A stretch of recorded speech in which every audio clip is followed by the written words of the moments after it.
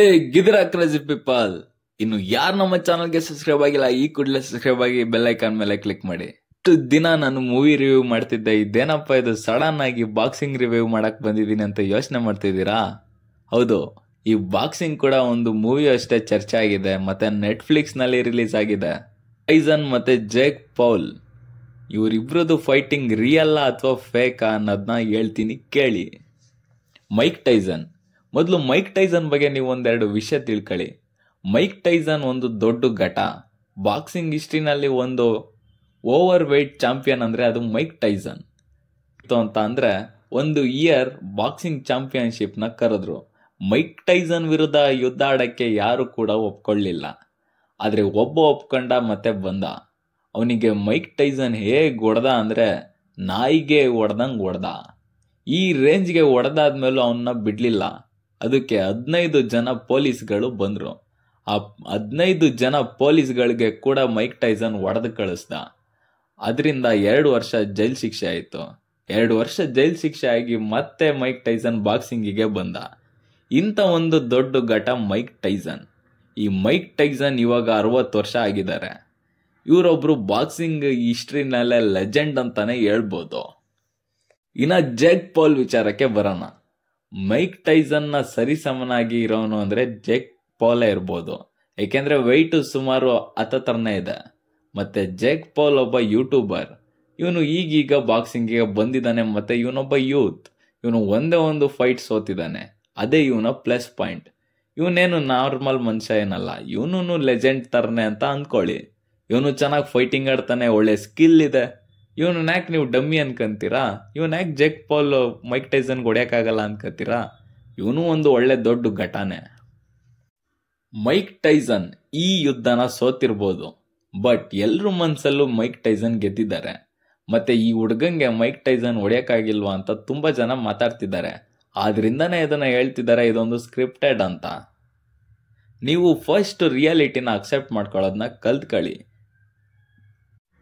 Pre fight ಒಂದು speech ನಲ್ಲಿ mic Tyson ಅವರು ಹೇಳಿದ್ದಾರೆ, ನನಗೆ ಈಗ ಏಜ್ ಆಗ್ತಿದೆ, ನಾನು ಮುಂಚೆ ತರ ಹೊಡ್ಯಕ್ ನನಗೆ ಆಗ್ತಿಲ್ಲ, ನನಗೆ ಅಷ್ಟು ಸ್ಟ್ಯಾಮಿನಾ ಸ್ಟ್ರೆಂತ್ ಇಲ್ಲ, ನಾನು ಇತ್ತೀಚೆಗೆ ಬರ್ತಾ ಬರ್ತಾ ಬರ್ತಾ ಚೂರು ಡೌನ್ ಆಗಿದ್ದೀನಿ, ನಾನು ಲೋ ಆಗಿದ್ದೀನಿ, ನಾನು ಈ ಯುದ್ಧನ ಒಪ್ಕೊಂಡಿರೋದು ನನ್ನ ಫ್ಯಾಮಿಲಿಗೆ ಮತ್ತೆ ನನಗೆ ಹಣದ ಅವಶ್ಯಕತೆ ಇದೆ, ಅದರಿಂದ ಮಾತ್ರ ನಾನು ಈ ಯುದ್ಧ ಆಡ್ತಿದ್ದೀನಿ ಅಂತ ಓಪನ್ ಆಗಿ ಸ್ಟೇಟ್ಮೆಂಟ್ ಕೊಟ್ಟಿನೇ ಈ ಯುದ್ಧನ ಆಡಕ್ ಬಂದಿದ್ದಾರೆ. ಮೈಕ್ ಟೈಸನ್ ಇವರು ಲೈಗರ್ ಮೂವಿಗಳಲ್ಲಿ ಕೂಡ ಆಕ್ಟ್ ಮಾಡಿದ್ದಾರೆ. ಲೈಗರ್ ಮೂವಿನಲ್ಲಿ ಕ್ಲೈಮ್ಯಾಕ್ಸ್ಗೆ ಬರ್ತಾರೆ ನೋಡಿ. ಒಂದು ಇಂಡಿಯನ್ ಮೂವಿಗೆ ಕೂಡ ಆಕ್ಟ್ ಮಾಡಿದ್ದಾರೆ ಅಂದ್ರೆ ಅವ್ರಿಗೆ ಹಣದ ಅವಶ್ಯಕತೆ ಇದೆ ಅನ್ನೋದನ್ನ ನೀವೇ ಅರ್ಥ ಮಾಡ್ಕೊಳ್ಳಿ. ಮತ್ತೆ ಇನ್ನೊಂದು ವಿಷಯ ಹೇಳ್ಬೇಕು, ಇವರು ಹಣದ ಅವಶ್ಯಕತೆ. ಮತ್ತೆ ಜೇಕ್ ಪೌಲ್ ಒಬ್ಬ ಯೂತ್. ಈ ಯೂತ್ ಗೆದ್ರೆ ಒಂದು ಬಾಕ್ಸಿಂಗ್ ಹಿಸ್ಟ್ರಿನಲ್ಲಿ ಏನೋ ಒಂದು ಮಾರ್ಕ್ ಆಗುತ್ತೆ ಅಂತ ಮೈಕ್ ಟೈಸನ್ಗೆ ಅನ್ಸಿದೆ. ಇವನೊಬ್ಬ ಗೆದ್ರೆ ತುಂಬಾ ಜನ ಬಾಕ್ಸಿಂಗ್ ಒಂದು ಫೀಲ್ಡ್ ನಲ್ಲಿ ಇನ್ಸ್ಪೈರ್ ಆಗ್ತಾನೆ ಜೇಕ್ ಪೌಲ್. ಇವನ್ನ ಇನ್ಸ್ಪೈರ್ ಮಾಡ್ಕೊಂಡು ತುಂಬಾ ಜನ ಬಾಕ್ಸಿಂಗ್ ಫೀಲ್ಡ್ಗೆ ಬರ್ತಾರೆ ಅಂತ ಇವರು ಇಷ್ಟು ದಿನ ಸಂಪಾದನೆ ಮಾಡಿದ್ದ ಅಂತ ಒಂದು ಲೆಜೆಂಡ್ ಪಟ್ಟನೆ ಒಂದು ಕಿತ್ಕೊಟ್ಟಂಗೆ ಇದೆ, ದಾನ ಮಾಡ್ದಂಗೆ ಇದೆ ಅನ್ಕೊಳ್ಳಿ. ಈ ಒಂದು ಫೈಟಿಂಗ್ ಇಂದ ಜೇಕ್ ಪೌಲ್ಗೆ ತುಂಬಾ ರೆಕಗ್ನೈಸೇಷನ್ ಸಿಕ್ಕಿದೆ.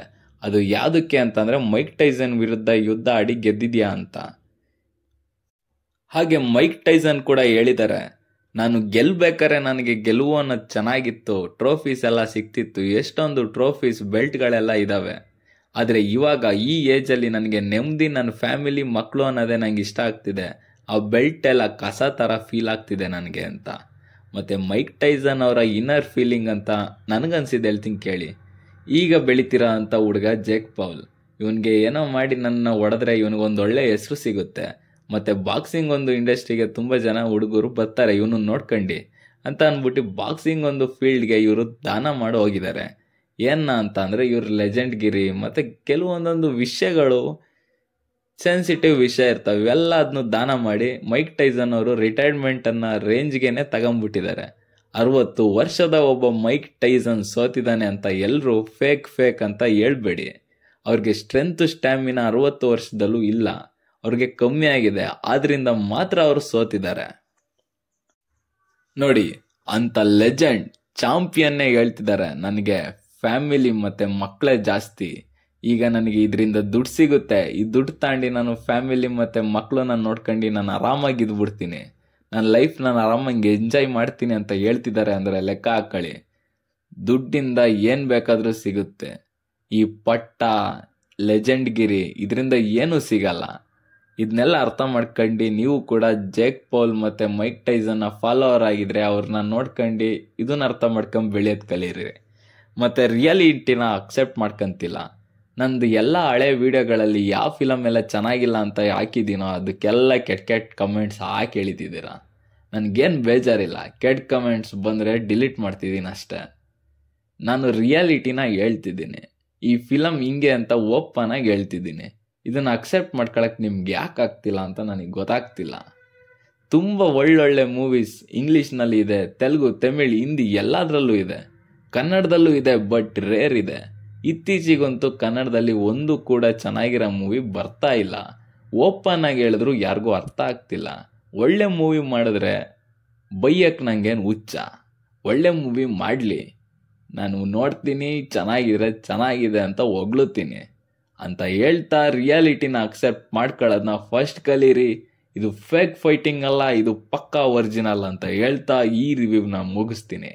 ಓಕೆ ಫ್ರೆಂಡ್ಸ್, ಬಾಯ್.